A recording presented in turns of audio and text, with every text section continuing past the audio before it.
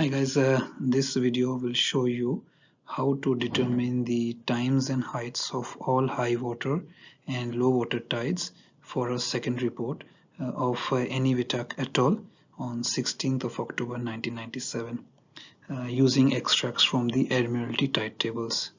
My previous video discussed a general theory on tides.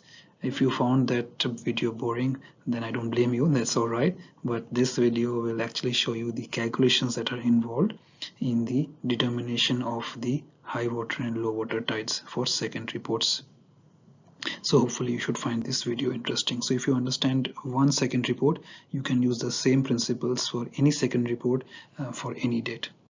To make things easier for you, if you see on the screen, on the left hand side of the screen, there is a pro forma that you can use to determine or you can just fill this pro forma as I show you, and which will result in the final determination of the times and heights of high water and low waters. On the right side of the screen, I have actually put the extracts from the Admiralty tide tables together so that you can easily refer to it and understand where I am deriving the information to put in the pro forma. So I'll go slow and hopefully you will understand it. If there are any questions, you write in the comment section. Alright, so for those of you who don't know, there are standard ports and secondary ports. Now standard ports are normally the major ports for which the information is provided in the Admiralty tide tables, and secondary ports are relatively smaller size ports. But the information for the secondary ports is also tabulated in the same way as in the standard ports. The only thing is that if they had included standard and secondary ports all together, then the tide tables would have become very thick and very difficult for the mariners used. That's why secondary ports are grouped together and referred to a selected standard port with similar tidal characteristics, but not necessarily in the same geographical location.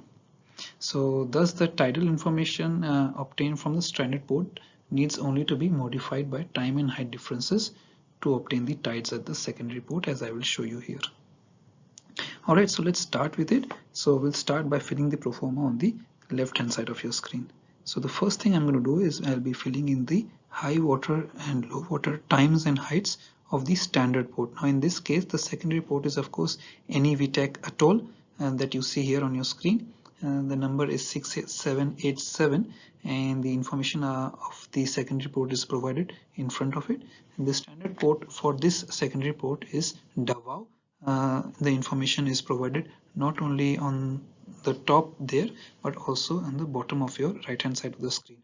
So I will find the extracts for the standard port of Davao. As you see here, these are the details that I will be filling in on the pro forma on the left hand side. So for 16th of October 1997, on the bottom of your right side of the screen is the time and the heights given. So let's fill those times and heights in the pro forma. So I'm filling the high water times first, which is 0527 as well as 1739. Alright, they are high waters because you can see out of the four values, those two values are higher than the other two.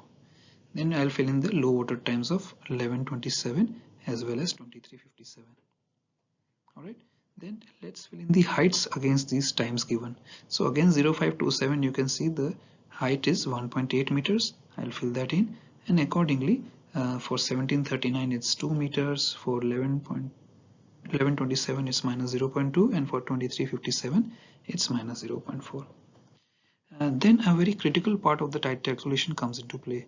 Now if you see the middle part of your right screen, you can see that the extracts from part 2, that's the title of the table, you can see the seasonal changes in mean level is provided for in a monthly basis.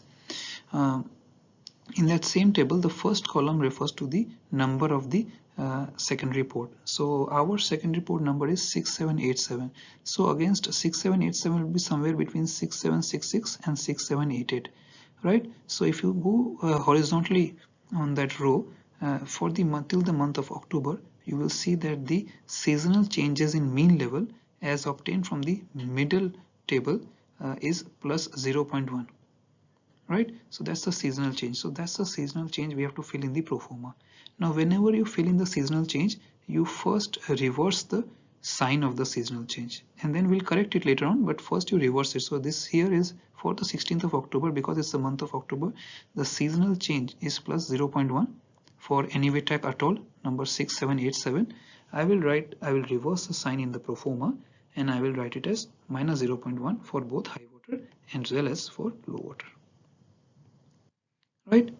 And then what I'll do is I'll go into the top column again, that is the top tables again, that is extracts from part 2, and you can see for Eniwetak atoll you will see the time difference is given against it. So that's the third column. So you can see the first column is lat, second column is longitude, and the third column is the time differences given for mean high water and mean low water, and those time differences are minus 0.128 and minus 0.129. So those are the time differences I will write in the proforma next. This is from the topmost table. Alright, then I go back and I start subtracting minus 0.1 from the heights of the high water and low water heights. Alright, so 1.8 minus 0.1 in the proforma is 1.7. Then 2 minus 0.1 is 1.9. Minus 2 minus 0.1 is minus 3. And minus 0.4 minus 0.1 is minus 0.5. Alright, so these are the heights at the standard port corrected to the seasonal change that is provided on a monthly basis. Alright, the next thing we'll do is we'll have to find out the height differences from interpolation. Alright, so that's the next thing. So how do we do that? So to do that, we have to again see the topmost table, extracts from part 2, Marshall to Palau Islands. That's the table, the topmost table that is given, and you can see there against each of the standard, against the standard port on the top, Davao, there are certain height differences given for mean high water springs, mean high water neaps, mean low water neaps, and mean low water spring, MHWS, MHWN, MLWN, and MLWS. You see the heights given are 1.6, 1, 0.5 and minus 0.2. And if you refer to the secondary port, again under those columns, you also see some heights given there as minus 0.3, minus 0.1, plus 0.1 and plus 0.4. Yes, so those will help us to interpolate, as you will see in the proforma. So in the proforma, first write down these values. So write down 1.6 and against 1.6 is minus 0.3.